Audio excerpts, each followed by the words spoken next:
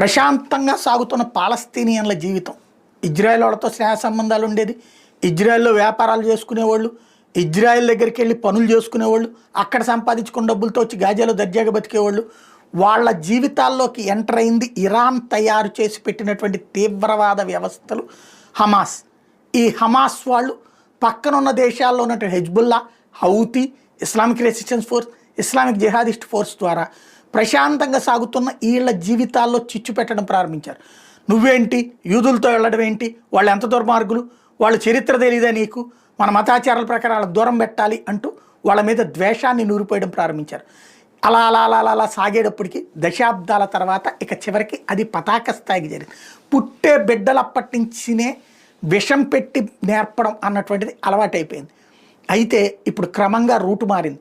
ప్రపంచ పరిస్థితి గమనించారు, జరిగిన పరిణామాలు గమనించారు, సోషల్ మీడియా ఇంపాక్ట్ కనిపించింది.